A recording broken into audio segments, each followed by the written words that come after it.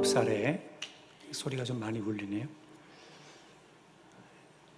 시각장애인이 된 신순규 씨. 그는 어린 나이에 시각장애인이 되어 뜻하지 않은 어려움을 겪게 되었습니다. 그러나 피아노에 아주 특별한 재능을 보여서 13살의 나이에 미국으로 피아노 유학을 떠나게 됩니다. 그런데 그의 도전은 거기서 끝나지 않고 미국으로 유학을 간 이후에 일반 학교, 그러니까 장애인들이 다니는 학교가 아닌 일반 학교로 다시금 전학을 하게 됩니다. 그리고 거기서 공부를 열심히 해서 대학에 들어가게 되죠. 그런데 그 대학들이 일반인들도 들어가기, 정상인들도 들어가기 어려운 하버드 대학이나 펜실베니아 대학이나 MIT, 프린스턴, 이렇게 아주 훌륭한 대학들을 동시에 합격하게 됩니다. 대단한 일이었죠. 그리고 나서 그가 결국 직업으로 선택한 것은 증권 애널리스트라는 것이었습니다.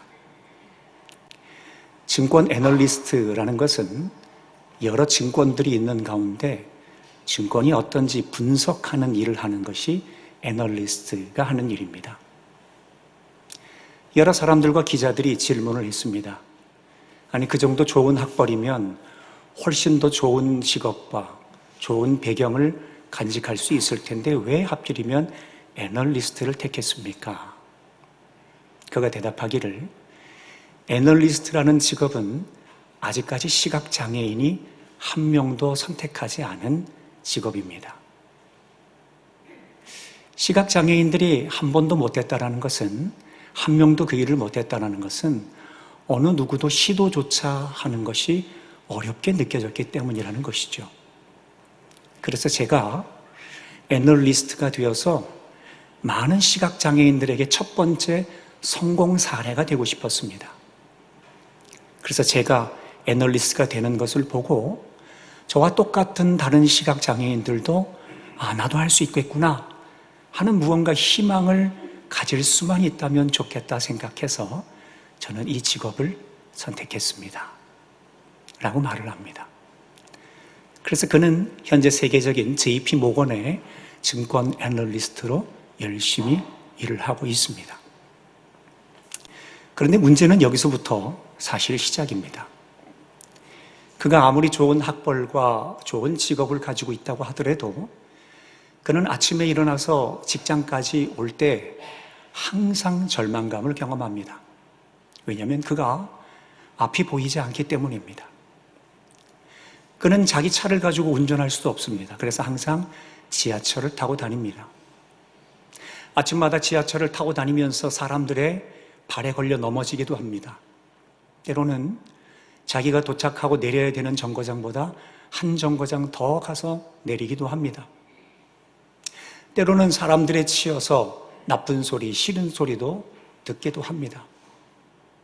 그때마다 얼마나 절망감이 밀려왔을까요? 내가 어떤 사람인데?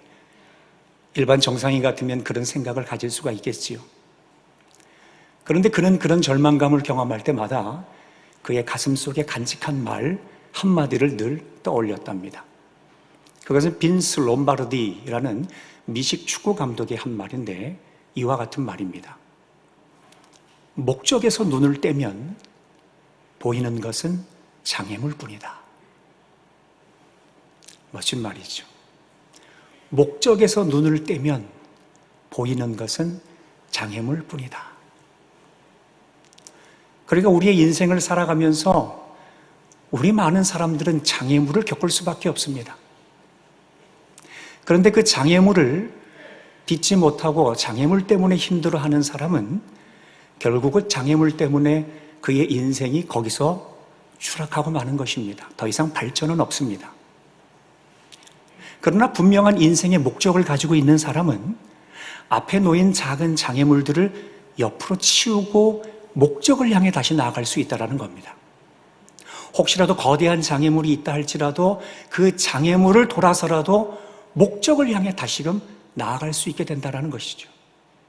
만약에 목적이 없다면, 저 끝에 내가 도달해야 되는 목적이 없다면 장애물에서 추락하고 넘어지고 말겠지만 목적이 있기 때문에 끝까지 달려가는 인생을 살 수 있다는 것입니다. 신순규 씨는 정말로 그랬습니다. 사람들에게 걸려 넘어지고 싫은 소리를 듣는 인생의 장애물들을 경험할 때마다 그는 자신의 인생 목적을 생각했습니다. 그리고 사람들이 자기를 향해서 시각장애인이어서 안 됩니다. 시각장애인은 이런 일 해본 적 한 번도 없습니다.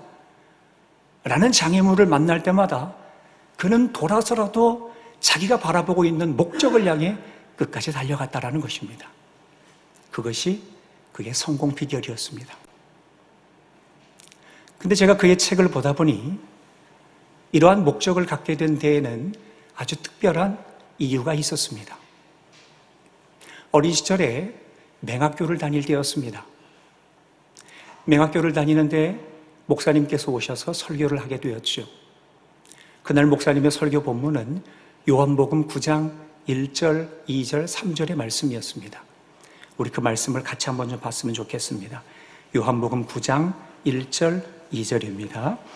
예수께서 길을 가실 때에 날때부터 맹인된 사람을 보신지라. 제자들이 물어 이르되 라삐여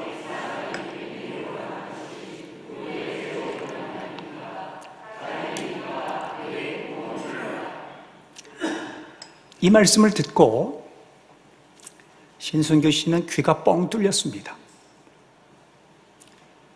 맹인에 대한 성경 본문이 나오니 자기가 앞을 보지 못하는 맹인이라는 사실 때문에 그 본문에 더 관심이 쏠렸던 겁니다. 내 얘기를 하고 있구나. 제자들이 예수님께 묻습니다. 예수님, 날 때부터 맹인된 이 사람이 과연 누구의 죄 때문에 맹인이 되었습니까? 자기의 죄 때문입니까? 아니면 부모님의 죄 때문입니까? 신순규 씨는 이런 이야기를 많이 듣고 자랐습니다. 동네 어른들을 만날 때마다, 명절에 어른들을 만날 때마다 어른들이 늘 그렇게 이야기를 했습니다. 누가 죄를 지어서 너가 이렇게 맹인이 되었느냐? 뭘 그렇게 많은 죄를 지었다고 너가 이렇게 맹인이 되었느냐? 자신의 맹인된 것과 죄와 연관을 지어서 동네 어른들은 많이들 이야기하셨습니다. 그래서 신순규 씨는 자기가 앞을 못 보게 된 것이 정말로 자기의 죄 때문에 그런 줄 알았답니다. 그런데 이어서 요한복음 9장 3절에 예수님께서 제자들에게 이와 같이 대답을 하십니다. 그 말씀도 한번 읽어보겠습니다. 예수께서 대답하시되 이 사람이나 그의 부모의 죄로 인한 것이 아니라 그에게서 하나님이 하시는 일을 나타내고자 하심이라. 신순규 씨는 이 이야기를 듣고 뛸 듯이 기뻤습니다. 내가 맹인된 것이 나의 죄 때문에 맹인된 것이 아니구나. 오히려 내가 맹인된 것으로 인해 하나님께서 목적이 있으시구나. 나를 통해 사람들에게 하나님이 하시는 일을 나타내 보이기 위한 증거로 삼기 위해 하나님께서 나에게 이러한 장애를 주신 거구나. 비록 어려운 형편이었지만 그의 마음에 깊은 깨달음이 찾아왔습니다. 그 말씀을 들은 이후로 그는 더 이상 자기의 장애를 부정적인 것으로만 생각하지 않았습니다. 그때부터 그는 목적을 갖기 시작했습니다. 하나님께서 나에게 장애를 주신 것이라면, 그리고 나의 죄 때문에 장애가 생긴 것이라면 나의 장애로 인하여서 말씀 그대로 하나님, 사람들에게 하나님을 나타내도록 하는 증인된 삶을 살아야 되겠다. 이것이 그의 삶의 유일한 목적이 되었습니다. 그래서 정말로 그는 그 목적대로 살았습니다. 자신을 통해 사람들에게 하나님을 나타내 보이고자 하는 목적대로 살았습니다. 같은 시각장애인들에게 희망을 주는 일을 하였고, 부모가, 엄마, 아빠가 모두 버린 자녀들, 버림받은 아이들을 케어해서 더 좋은 환경에서 공부할 수 있는 아이들에게 새로운 희망을 주는 일들까지 할 수 있게 되었습니다. 그의 마음과 그의 목적이 얼마나 우리들에게 신선한 충격과 자극을 주는지 모릅니다. 사랑하는 성도 여러분, 우리의 인생에 어느 곳에 초점을 두고 있느냐, 어느 곳에 우리의 시선을 두고 있느냐 하는 것에 따라서 우리의 인생은 전혀 달라질 수가 있습니다. 우리의 인생에 갑작스럽게 찾아오는 장애물에 우리의 시선이 온통 쏠리고 있다면 우리는 넘어지고 말 것입니다. 아무것도 못합니다. 제자리 걸음만 할 겁니다. 그런데 여러분들에게도 분명한 목적이 있습니다. 그 목적이 무엇입니까? 하나님께서 사람들에게 하나님을 나타내 보이고자 하는 하나님의 거룩한 뜻이 우리에게도 있다는 것입니다. 그래서 바라기는 저와 여러분이 목적 없는 인생과 같은 삶을 살다가 장애물에 걸려 넘어져서 아무것도 나는 못한다 라고 생각하는 연약한 인생을 사는 것이 아니라 하나님께서 우리에게 주신 목적을 붙들고 나를 통해 사람들에게 하나님의 영광을 드러내는 선한 목적대로 내가 쓰임받기를 원합니다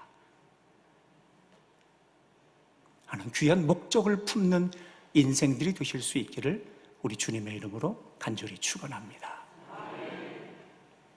오늘 본문은 이와 같은 이야기를 담고 있습니다.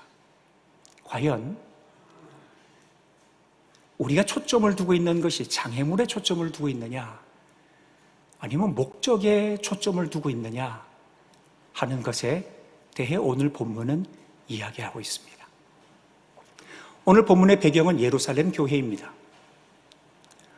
이 당시에 사도행전에는 큰 교회가 두 개가 있었습니다. 하나는 안디옥 교회, 하나는 예루살렘 교회였습니다. 안디옥 교회는 이방인들을 중심으로 해서 모이는 교회가 안디옥 교회였고, 예루살렘 교회는 유대인들을 중심으로 해서 모이는 교회가 예루살렘 교회였습니다. 그런데 이 당시에 두 교회의 입장과 분위기는 좀 달랐습니다. 이방인들을 중심으로 해서 모인 안디옥 교회는 이방인 고넬료가 성령 강림 체험 사건을 한 이후에 안디옥 교회 안에 놀라운 성령의 불이 붙기 시작합니다. 그리고 부흥합니다. 그리고 발전합니다. 놀라운 교회의 역사가 안디옥 교회 안에서 일어났습니다. 그러나 예루살렘 교회는 그렇지 않았습니다. 예루살렘 교회는 그때부터 핍박이 시작이 되었습니다. 사뭇 다른 분위기입니다. 이렇게 예루살렘 교회를 핍박한 대표적인 사람이 누구였냐면 헤롯 왕이었습니다. 오늘 본문에 등장하는 헤롯 왕입니다. 예루살렘 교회를 핍박한 헤롯 왕은 여러분들이 많이 들어봤을 겁니다. 그런데 왕명을 헤롯으로 쓰는 것뿐이지 실제 이름이 헤롯 왕은 아닙니다. 여러분, 이 헤롯 왕은 누구냐면 예수님께서 태어나실 때 헤롯 왕이 명령을 내립니다. 2살 이하의 모든 남자들을 다 죽여라. 남자아이를 다 죽여라. 그때도 헤롯 왕이었습니다. 근데 오늘 사도행전에 나오는 헤롯 왕은 그 헤롯 왕과 무슨 관계냐면 그 헤롯 왕의 손자가 바로 오늘 사도행전에 나오는 헤롯 왕입니다. 정확한 이름으로는 헤롯 아그리파 1세입니다. 헤롯 아그리파 1세는 예루살렘 교회를 핍박하기 시작했습니다. 그리고 많은 믿는 사람들을 잡아가기 시작했습니다. 그래서 결국 예수님의 12제자 중에서 한 명인 야고보를 죽입니다. 그리고 베드로도 죽이기 위해 감옥에 가둬두게 되었습니다. 자, 이제 우리는 여기서 좀 신경을 써서 봐야 됩니다. 예루살렘 교회 안에서 야고보가 죽고 베드로가 감옥에 갇혀있는 지금 이 상황에서 과연 예루살렘 교회는 무엇을 하고 있었단 말이냐? 예루살렘 교회의 대표적인 지도자였던 베드로가 감옥에 갇히게 되었는데 아마 가만히 있지는 않았을 겁니다. 그럼 과연 그들이 한 것은 무엇이냐? 여기에 우리가 한번 질문을 던져봐야 됩니다. 그런데 성경은 우리에게 아주 자세히 설명을 하고 있습니다. 오늘 본문 5절의 말씀을 우리 함께 읽어보겠습니다. 이에 베드로는 옥에 갇혔고 교회는 그를 위하여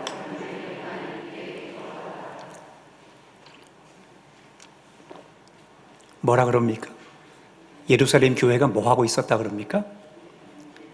간절히 하나님께 기도하고 있었다.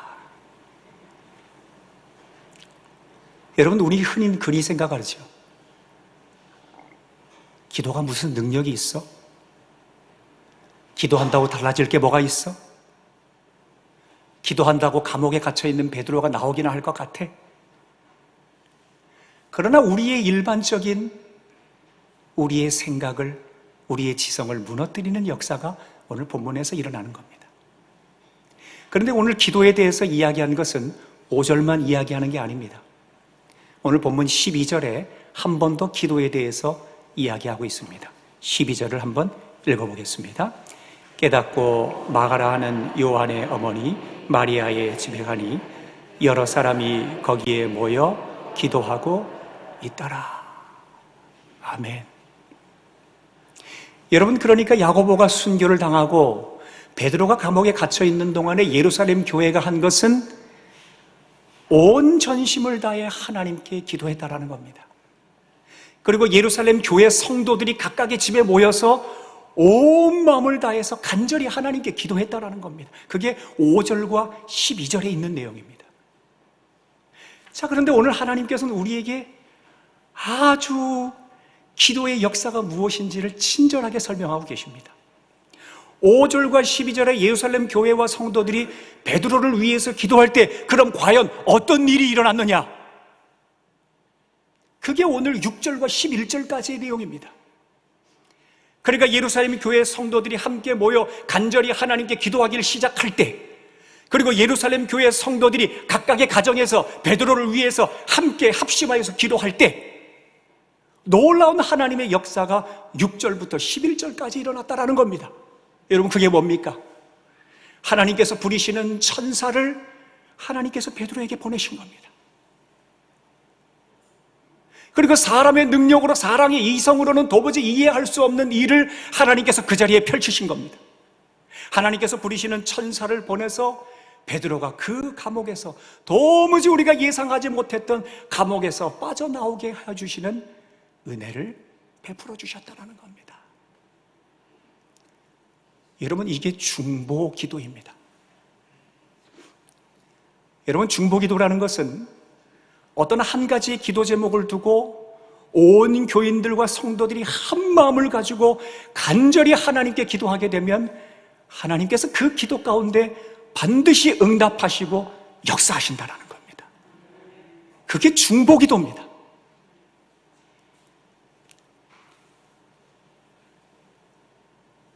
제가 지난 3주 전에 참으로 어려운 일을 겪었습니다.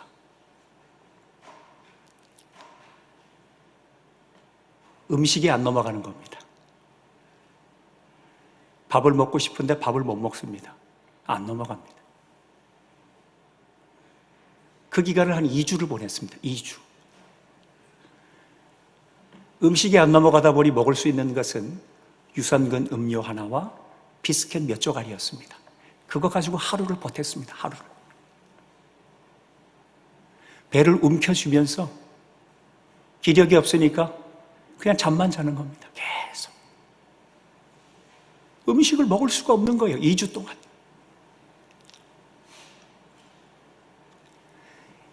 그래서 이래서는 안 되는데 하다가 2주가 지난 시간쯤 됐을 때 성령께서 제 마음에 감동을 주셨습니다. 장로님들에게 기도 요청을 해라. 장로님들에게 기도 요청을 해라. 장로님들 기도 많이 해야 됩니다. 장로님들 기도 많이 하셔야 돼요. 교인들을 위해서. 그래서 제가 2주가 다 되는 토요일 낮 12시에 장로님들에게 문자를 보냈습니다. 정말 간절한 마음으로. 장로님들, 제가 밥을 먹을 수 있도록 저를 위해 기도해 주십시오. 제가 음식을 먹을 수 있도록 저를 위해 기도해 주십시오. 정말 간절한 심정으로 문자를 보냈습니다. 근데 몇몇 장로님들이 답장이 왔습니다. 저 위로가 됐습니다. 근데 그 중에 한 장로님이 이런 문자를 보냈습니다. 일심으로 기도합니다. 여러분, 일심이 뭡니까? 저와 같은 마음으로 기도하고 있다는 거예요.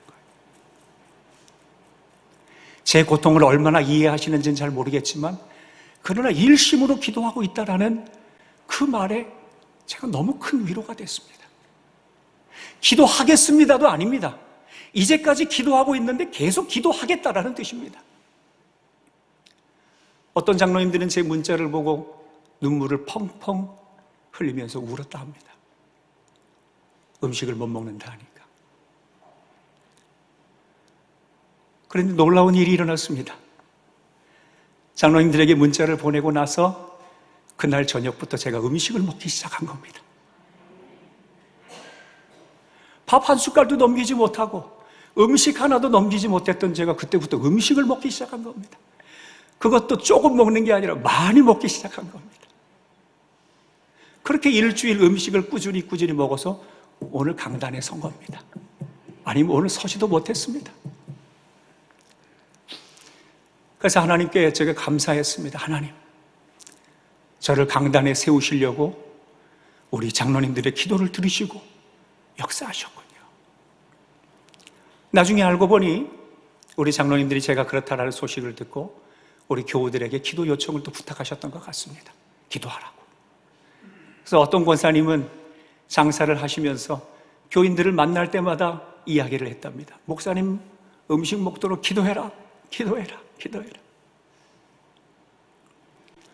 여러분, 예루살렘 교회는 베드로가 감옥에 갇혀 있는 것을 놓고 함께 중보기도 했습니다. 그때 감옥에서 빠져나오게 되는 놀라운 하나님의 역사를 보았습니다. 여러분, 저는 우리 대구 서강교회 사랑하는 교우들이, 장로님이 저를 위해 합심으로 중보기도 할 때 저를 통해 역사하시는 하나님의 놀라운 은총을 경험하게 되었습니다. 도무지 먹을 수 없었던 저에게 하나님께서 은혜를 베풀어 주시고 치료하여 주시고 역사하여 주시고 간섭하여 주셔서 놀라운 하나님의 은총을 입는 간증의 주인공이 되었다라는 것입니다. 여러분, 그러기에 중보기도에는 능력이 있습니다. 우리가 마음을 합하여 기도하는 기도 가운데 우리 하나님께서 반드시 역사하겠다고 우리에게 약속하고 계시는 겁니다. 우리 주님 말씀하십니다. 마태복음 18장 19절 20절 우리 함께 읽어보겠습니다. 진실로 다시 너희에게 이르노니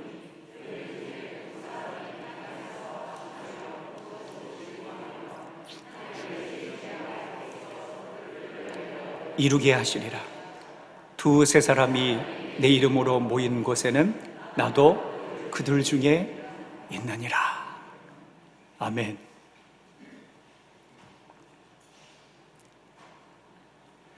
여러분, 우리가 온 마음을 다해서 한 가지의 기도 제목을 가지고서 함께 중보기도할 때 사랑의 마음과 그리고 용서의 마음으로 함께 하나 되어 기도할 때 하나님께서는 그 기도 가운데 역사하여 주셔서 반드시 너희를 위해 이루게 하시리라. 이게 하나님의 응답입니다. 그리고 하나님께서 너희가 한 가지의 기도 제목을 두고 두세 사람 이상이 모여 기도할 때 너희를 홀려 내버려 두지 아니하고 내가 너희들 중에 함께 있겠노라. 임재해서 너희들과 함께 있겠노라. 여러분, 그러기에 중보기도 하는 여러분 가운데 우리 하나님이 함께하고 임재해 계시는 줄을 분명히 믿습니다. 사랑하는 성도 여러분, 여러분에게는 기도의 중보자가 있습니까? 여러분을 위해서 기도해주는 중보자가 있습니까? 여러분 없다면 빨리 기도의 중보자를 세우십시오. 인생의 어려운 문제를 만났을 때 여러분을 위해서 누가 기도해 줍니까? 아니면 여러분은 누군가 인생의 어려운 문제를 만났을 때 누군가를 위해서 기도해 보신 적이 있습니까? 우리 주님께서 이와 같이 말씀으로 약속하고 계시는데 중보기도 가운데 내가 역사하리라, 내가 그들 가운데 함께하리라 라고 우리에게 약속하여 주셨건만, 그리고 베드로가 감옥에서 벗어나게 되는 예루살렘 교회의 놀라운 중보기도의 능력도 말씀하여 주셨건만, 만약 우리에게 아직까지 중보 기도자가 없다면 여러분, 이것은 우리의 신앙의 문제가 있다는 겁니다.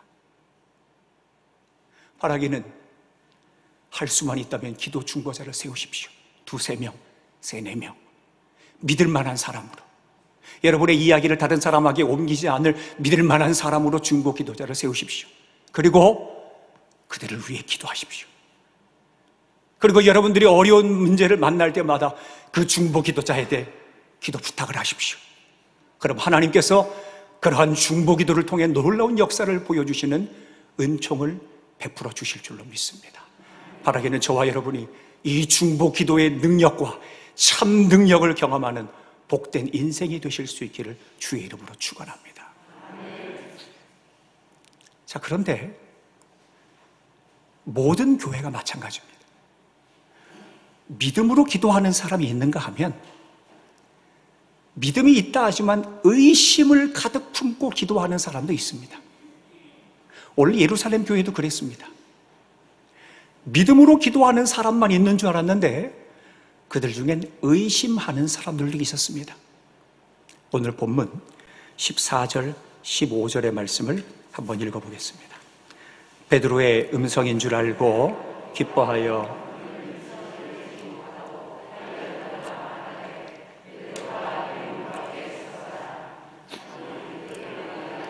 내가 미쳤다 하나 여자아이는 힘써 말하되 참말이라 하니 그들이 말하되 그러면 그의 천사라 하더라. 여러분, 이 본문이 이해가 되십니까? 예루살렘 교회의 모든 성도들이 우리가 기도하면 베드로가 감옥에서 나오게 될 것이다 라고 믿는 사람들만 있었던 것이 아니라는 겁니다. 그런데 그들이 정말로 믿음 없이 기도했느냐? 그 뜻이 아닙니다. 믿음을 가지고 기도했지만 그들 앞에 놓여진 하나님의 응답이 자신들의 예상을 벗어난 겁니다. 아니, 어떻게 이렇게 빨리 응답이 되지? 아니, 분명히 엊그저께 감옥에 갇힌 베드로가 이렇게 빨리 응답이 돼서 나오게 될 줄이야. 아, 우리는 미처 몰랐네.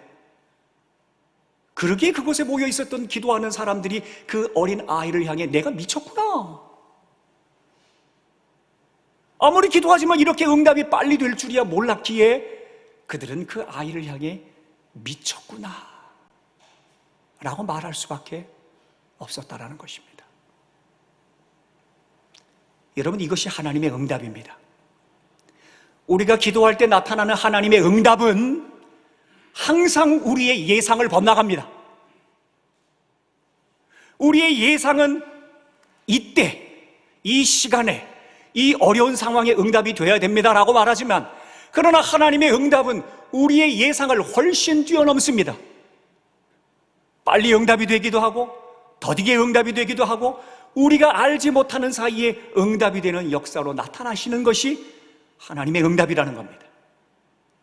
여러분, 그러기에 우리가 기도할 때, 중보 기도를 할 때, 개인 기도를 할 때 기도에 장애물이 있습니다. 그것은 바로 내 생각입니다. 내 생각이라는 기도의 장애물을 넘지 못한다면 우리는 기도의 능력을 맛볼 수가 없습니다. 내 생각은 무엇입니까? 하나님, 요때 이루어 주셔야 됩니다. 하나님, 지금 이루어 주셔야 됩니다. 하나님, 지금 문제가 해결돼야 됩니다. 하나님, 지금 안 되면 안 됩니다. 이게 내 생각입니다. 이 장애물을 가득 쌓아두고 기도하게 된다면 우리는 그 가운데 하나님을 도무지 경험할 수가 없게 됩니다. 내가 예상한 하나님이 진짜 하나님일까요? 아니지요. 내가 예상할 수 있는 하나님은 하나님이 아닙니다. 도저히 내가 예상할 수 없는 한계에서 일하시는 분이 하나님이시라는 거죠. 여러분, 그렇다면 우리는 내 생각이라는 기도의 장애물을 뛰어넘고 기도의 목적을 생각해야 됩니다. 여러분, 기도의 목적이 무엇입니까? 예레미야 29장 12절에서 14절까지 말씀 읽어보겠습니다. 너희가 내게 부르짖으며 내게 와서 기도하면 내가 너희들의 기도를 들을 것이요 너희가 온 마음으로 나를 구하면 나를 찾을 것이요 나를 만나리라. 이것은 여호와의 말씀이니라. 아멘. 여러분, 우리 하나님께서 친히 약속하고 계시잖아요.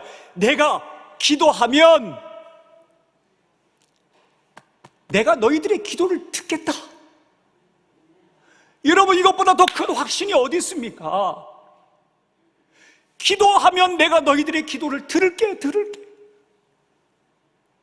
그리고 기도하면 너가 나를 만나게 될 거야.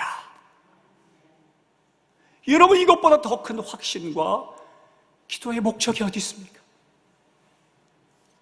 여러분, 기도의 목적 첫 번째는 내 기도가 하나님 귀에 들린다라는 것을 알아야 하는 것입니다.